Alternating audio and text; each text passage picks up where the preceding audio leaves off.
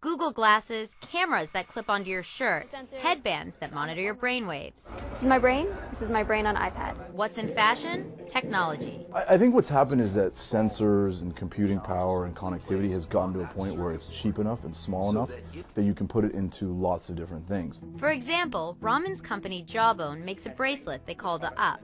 It syncs to an app to track your health, from how well you're sleeping to how active you are. Jawbone Up and other devices like it are part of what's known as the quantified self movement, using tech attached to your body to tell what's going on inside of it. We don't really know that much about why did we sleep a certain way, why do we feel a certain way, how much do we actually move, how that all relates to each other. Another wearable item? A brainwave tracking headband called Muse.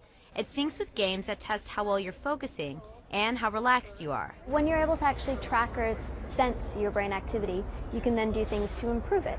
You can do exercises to improve your cognitive functioning and decrease your stress. The developer envisions a very different use case for this kind of technology. Ultimately, in the future, we'll be able to play games and control appliances in our environment using only our mind. Some wearable tech tracks your life without tracking your health, like the Mimoto camera. In the future, we're all going to be walking around with smartphone-connected clothing.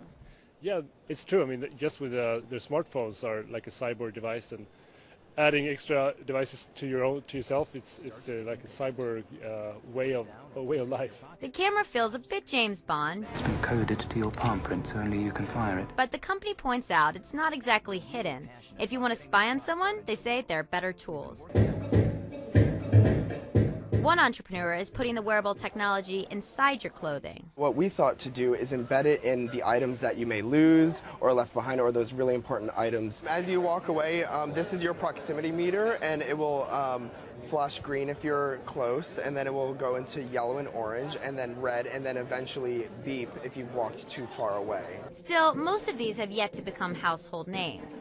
Google Glass, which would put smartphone capabilities in your line of vision, aren't on the market yet. Analysts say that's the kind of product that would make wearable tech universal. The number one thing that would move wearables from niche to mainstream is backing of a major consumer platform, namely Apple and Google. If either of those companies execute well, they could define the market around their product. Lori Siegel, CNN Money, Austin, Texas. Here's what